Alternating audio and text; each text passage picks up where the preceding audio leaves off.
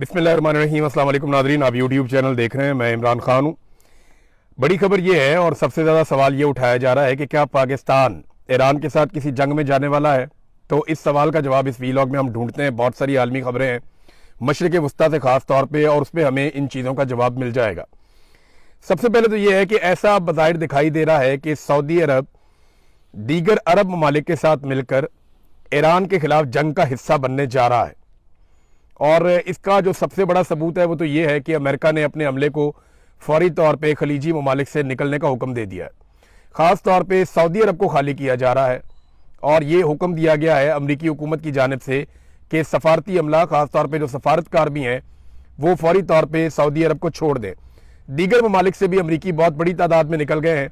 तो जहाँ पर भी अमेरिका ने जंग करनी होती है या उन्हें नज़र आ रहा होता है कोई बड़ी जंग होने जा रही है, तो वहां वो फौरी तौर पे इनखला शुरू कर देते हैं। और अब वो दिखाई दे रहा है। एक और बड़ी खबर इसमें यह है कि ये मेरे सामने एक डॉक्यूमेंट है जो सऊदी वजारत खारजा का है। इसमें ईरान को वाज़ेह वार्निंग जारी की गई है और बैनुल अक़वामी अखबारात में ये खबर छप चुकी है। सऊदी अरब ने ईरानी मौक़िफ़ को गलत करार दिया कि हमारी सरजमीन ईरान के खिलाफ इस्तेमाल हो रही है। यानी सऊदी अरब का मौक़िफ़ ये है कि अरब ममालिक जहां अमरीकी अड्डों पे ईरान ने अटैक किया, उन ममालिक के अड्डों के ऊपर से ईरान के ऊपर कोई अटैक नहीं हुआ। तो फिर ईरान के ऊपर अटैक हुआ कहां से? ये सवाल अपनी जगह मौजूद रहेगा। लेकिन सऊदी अरब का मौक़िफ़ यह है कि ईरानी सदर का दावा भी गलत है कि हमारे मुल्क से या हमारी बेसिस से, जो यहाँ पे बेसिस हैं अमेरिकन की, वहां से इनका दावा है कि ईरान के ऊपर हमला नहीं हुआ। और ईरान ने जो हमले किए हैं, जिनको ईरान जवाबी हमले कहता है, वो बिला जवाब हैं। सऊदी अरब ने सख्त अल्फाज इस्तेमाल किए हैं और साफ ईरान को एक तरह से जंग का नोटिस या धमकी दी है। और पाकिस्तान ने जो है उसके बाद ये स्टेटमेंट दिया है कि हम सऊदी अरब के साथ या सऊदी हुकूमत के साथ एक दिफाई मुआहदे में हैं। ये पाकिस्तान ने कहा है इस सिचुएशन के बारे में। अब पाकिस्तान ने क्या किया और पाकिस्तान क्या जंग में उतर सकता है, यही है ना अब तक का सबसे बड़ा सवाल। तो सबसे पहले तो आप ये देख लें कि प्रोफेसर जियांग, जिनके बहुत सारे इंकशाफात या बहुत सारी उनकी पेशन गोइयां वो बिल्कुल दुरुस्त साबित हो रही हैं, ये चाइनीज प्रोफेसर हैं। प्रोफेसर जियांग ये कहते हैं कि अगर जंग बढ़ी तो पाकिस्तान का बड़ा अहम किरदार इसमें हो जाएगा। अब पाकिस्तान एक दिलचस्प सूरत हाल में है, क्योंकि 12 रोज़ा जंग के दौरान पाकिस्तान ने ईरान की हमायत का इजहार किया था, लेकिन चंद माह बाद पाकिस्तान ने सऊदी अरब के साथ एक बाहमी दिफाई मुआहदा कर लिया। ये जो 12 रोज़ा जंग थी, ये पिछली थी जो जून 2025 में हुई थी। उस जंग के बाद पाकिस्तान ने सऊदी अरब के साथ एक दिफाई मुआहदा कर लिया था, जिसका मतलब यह है कि अगर सऊदी अरब पर हमला हुआ तो पाकिस्तान उसके दिफा के लिए सामने आएगा। प्रोफेसर जियांग के मुताबिक अगर इसराइल सऊदी अरब के खिलाफ मजीद फॉल्स फ्लैग कार्रवाइयां करने में कामयाब हो जाता है और सऊदी अरब ईरान के खिलाफ जंग का ऐलान कर देता है, तो इस मुआहदे के तहत पाकिस्तान को भी ईरान के खिलाफ जंग में शामिल होना पड़ सकता है। उन्होंने कहा कि यह इम्कान भी हो सकता है कि अमरीका ईरान के खिलाफ जमीनी रास्ता जब इस्तेमाल करे तो पाकिस्तान के जमीनी रास्ते से वो लड़ाई शुरू कर दे, क्योंकि ईरान का जनूब मशरकी इलाका निस्बतन ज्यादा कमजोर समझा जाता है, जबकि शुमाल मगरबी हिस्सा ईरान का जो है वो मजबूत है। यानी जो ईरान का एरिया तुर्की के साथ या इराक के साथ लगता है, वहां पे माजी में बहुत लड़ाइयां भी उन्होंने लड़ी हैं, तो उन्होंने अपना सारा जो मिलिट्री इंफ्रास्ट्रक्चर है वो वहां पर डेवलप किया है।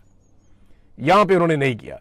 पाकिस्तान की तरफ से उनको लगता था सत्ते खैरा ने, लेकिन यहां पे वो कमजोर है और ये कहा जा रहा है कि इधर से भी लड़ाई शुरू हो सकती है, अमेरिका ये रास्ता इस्तेमाल कर सकता है। बहरहाल ये तो वक्त बताएगा कि क्या किया जाएगा।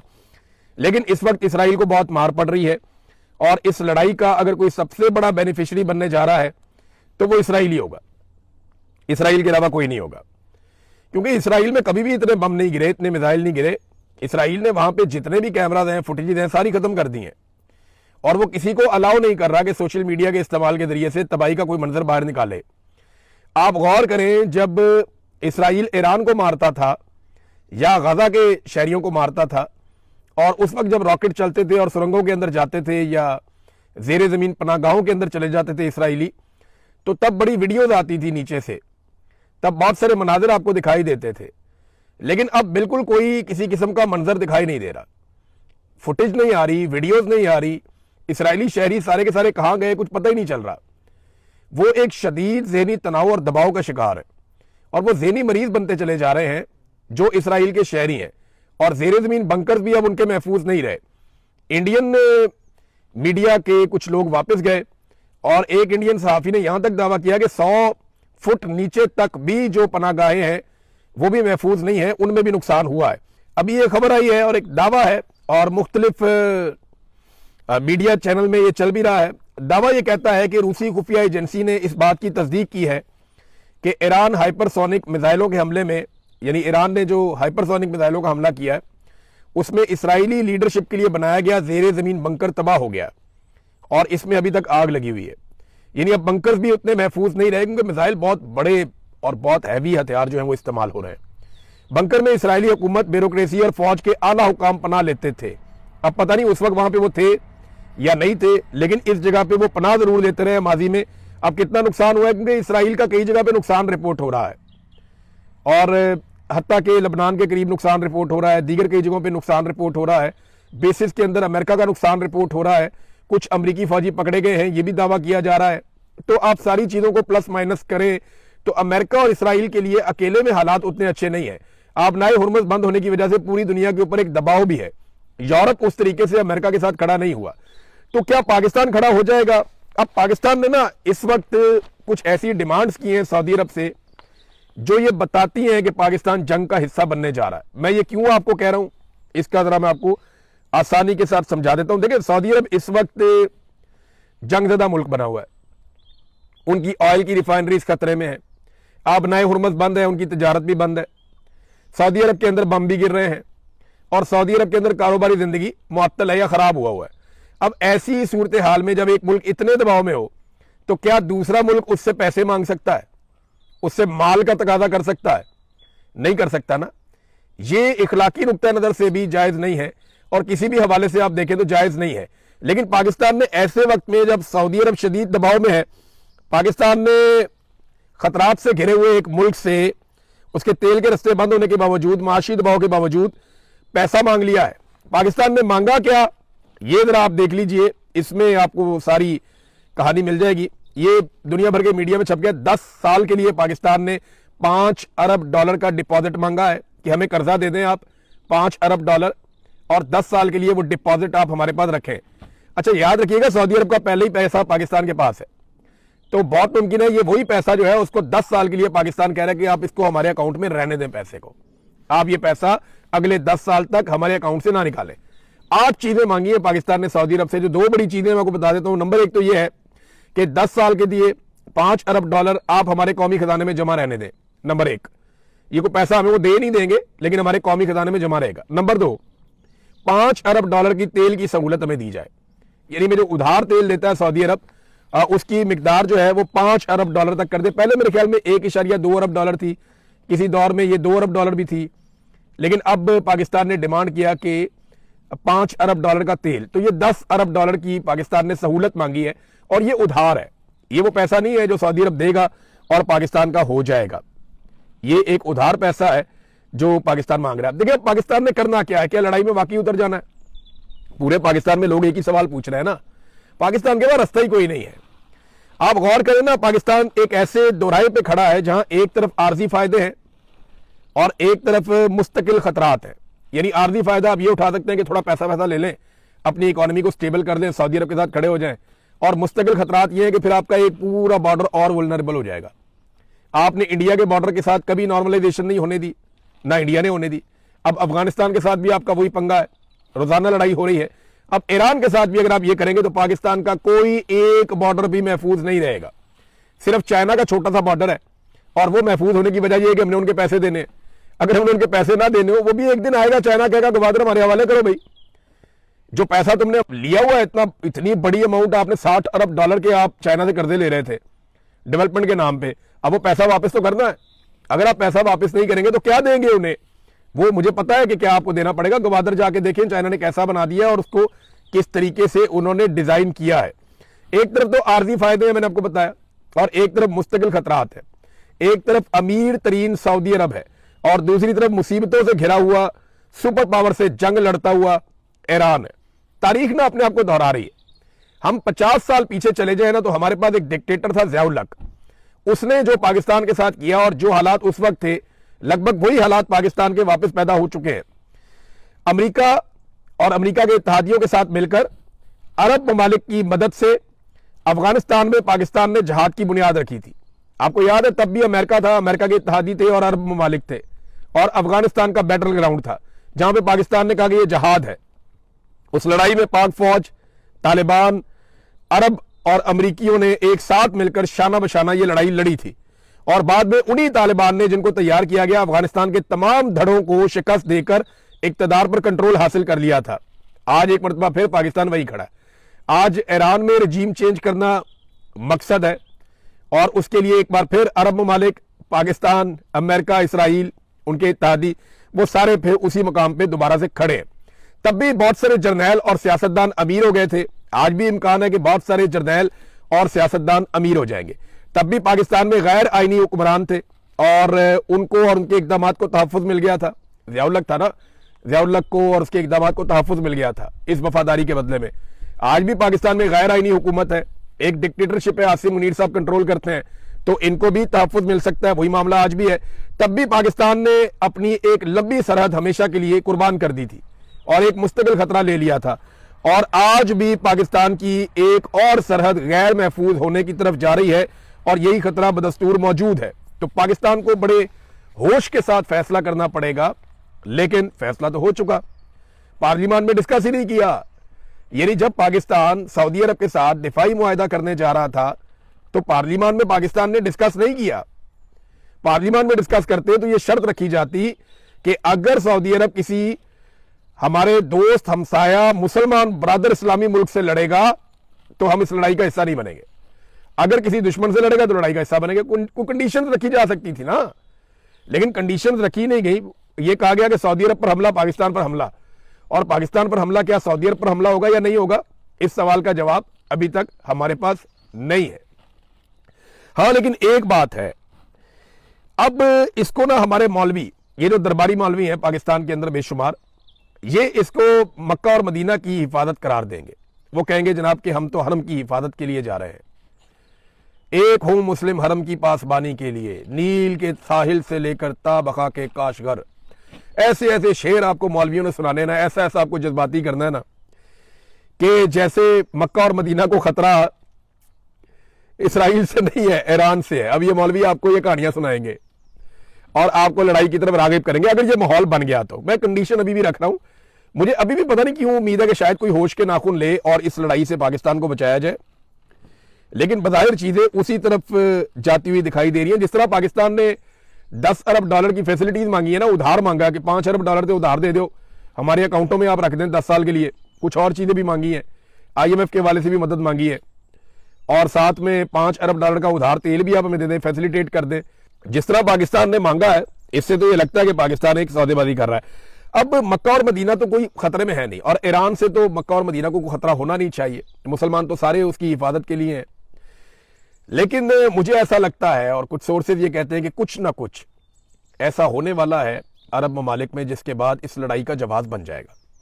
ये मैं आपको फिर बता देता हूं कि आने वाले दिनों में कुछ ना कुछ ऐसा होगा अरब ममालिक में जिसके बाद लड़ाई का जवाब पैदा कर दिया जाएगा या लड़ाई का जवाब बन जाएगा। पाकिस्तान की पॉलिसी जो है ना, वो बड़ी प्रो इसराइल है। मैं ये देख रहा हूं कि पाकिस्तान वो सारी चीजें कर रहा है जिससे इसराइल को फायदा हो रहा है। बोर्ड ऑफ पीस के अंदर जाना, अमेरिका को दरखास्त करना कि हम अपनी फौज भेजना चाहते हैं गाजा में, फिर सऊदी अरब के साथ एक दिफाई इत्तेहाद में जाना, फिर इसराइल और अमेरिका की मजम्मत नाम लिए बगैर करना, उनका यानी नाम भी ना लेना, उनकी मजम्मत भी ना करना, फिर ईरान की मजम्मत करना कि वो अमरीकी अड्डों पे अटैक क्यों कर रहा है। ये सारी चीजें ना इसराइल को बहुत फायदा दे रही है, और अगर पाकिस्तान इस लड़ाई में उतर जाएगा तो इसराइल और पाकिस्तान जब शाना बशाना लड़ेंगे तो ईरान के लिए बहुत मुश्किल हो सकता है। अगर तो वाकई ये सिचुएशन बन जाती है तो ईरान जो है ना, वो बार बार यही कह रहा है कि पड़ोसी अरब ममालिक की सरजमीन हम पर हमलों के लिए बदस्तूर इस्तेमाल हो रही है। पाकिस्तान में ना एक और बड़ी खौफनाक कार्रवाई डाली जा रही है। कुछ नए अकाउंट्स बने हैं पाकिस्तान में सोशल मीडिया पे, ये जरा आपने गौर करना है और आपने देखना है, क्योंकि जो हमारे दोस्त एनालिसिस करते हैं उन्होंने ये रिपोर्टें बना ली हैं।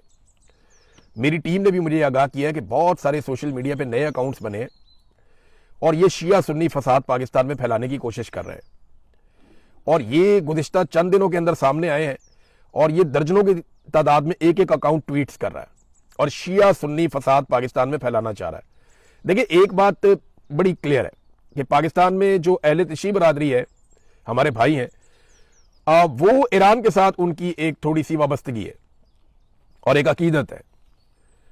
लेकिन अभी जिस तरह से ईरान ने ये लड़ाई लड़ी है, या इससे पहले पिछले साल जून में लड़ी थी 12 दिन की, या इसके अलावा ईरान ने जिस तरह फलस्तीनी या फलस्तीनियों के कॉज के लिए आवाज उठाई है पूरे मुस्लिम उम्मा से बढ़ के, तो जो अहले सुन्नत पाकिस्तानी है उन सबके दिलों में बड़ी कदर बढ़ गई है ईरान की, और बहुत ज्यादा एक भाईचारा और इत्तेहाद की फिजा बनी है पाकिस्तान में पहली मर्तबा। अब इस फिजा को तोड़ने की कोशिश की जा रही है अपने मजमूम मकासद के लिए। तो मेरी आप सबसे गुजारिश है, ऐसे अकाउंट्स को फौरन ब्लॉक करें, इनको रिपोर्ट करें, और इसके अलावा 2-4 बड़े अकाउंट्स भी हैं, वो भी यही कार्रवाइयां डाल रहे हैं, बारीक वारदातें। तो आपने शिया सुन्नी फसाद से और फिरका वारियत से पाकिस्तानियों बचना है, आपने इसका हिस्सा नहीं बनना। जब दुश्मन बम मारता है तो वो ये नहीं देखता कि ये शिया या सुन्नी है।